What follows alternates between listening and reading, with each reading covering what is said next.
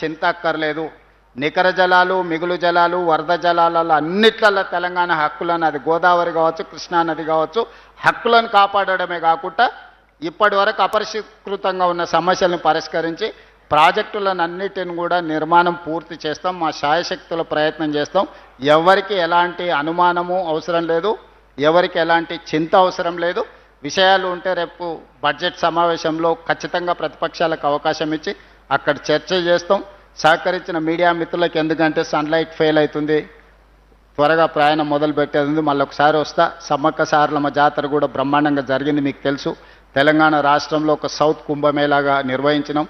చిన్న చిన్న అక్కడక్కడ ఏమైనా నిర్వహణలో ఉన్నా మీరు అందరు సహకరించి ఒక గొప్ప మేళాను మీరు అందరూ చేసిండ్రు. ఇంకా దాన్ని అభివృద్ధి చేస్తాం. శాశ్వతంగా అక్కడ వసతులను కూడా ఏర్పాటు చేస్తాం. నిరంతరం అక్కడికి భక్తులు వచ్చి దర్శించుకునే విధంగా అన్ని ఏర్పాట్లను చేస్తాం. మళ్ళొకసారి నాకు సమ్మక్క సారలమ్మ వచ్చేది ఉన్నది. ఆ రోజు వివరంగా మీ అందరు పాత్రికేయ మిత్రులతో కూర్చొని భోజనం చేసి అన్ని వివరాలు మీతో మాట్లాడి వెళ్తా. తొందరలోనే ఇన్ఛార్జ్ మంత్రి గారికి, శ్రీనివాస్ రెడ్డి గారికి సూచన చేస్తున్నా, బడ్జెట్ సమావేశాలు అయిపోతేనే ఒక్కసారి అక్కడ ఏర్పాటు చేయండి. మొన్నటిసారి క్యాబినెట్ పెట్టుకున్నాం, ఈసారి మీడియా మిత్రులతో ఒక సమావేశం ఏర్పాటు చేసుకొని ఏమేమి వాళ్ళ సూచనలు కూడా ఉన్నాయో తీసుకొని ముందుకు వెళ్దామని తెలియజేస్తూ మీ అందరి దగ్గర సెలవు తీసుకుంటున్నాను.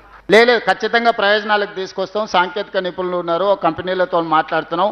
ఇప్పుడు భూమి మీద కనిపించేది మాత్రమే కుంగింది. భూమి లోపల ఉన్న సమస్యను తీసుకురావాలంటే దాని మీద విశ్లేషణ జరగాలి. ఆ ఏజెన్సీలను కూడా అపాయింట్ చేసినాం. కొన్ని వేల కోట్ల రూపాయలు పెట్టి కట్టిన ప్రాజెక్టులు ఏది నిరుపయోగం చెయ్యము. దాన్ని ఉపయోగించే క్రమంలో భవిష్యత్తులో ప్రమాదాలు రాకుండా, భవిష్యత్తులో ఇంకా ఎక్కువ నష్టం జరగకుండానే మా ప్రయత్నము. అది ఎవరి సొంత ఆస్తి కాదు, ప్రజల సొమ్ము.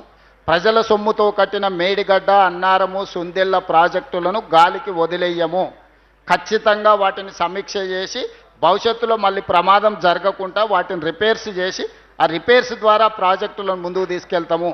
ఎవ్వరు ఎలాంటి ఆరోపణలు చేసినా మాకు ఏమీ బాధ లేదు, ప్రజలు గమనిస్తున్నారు.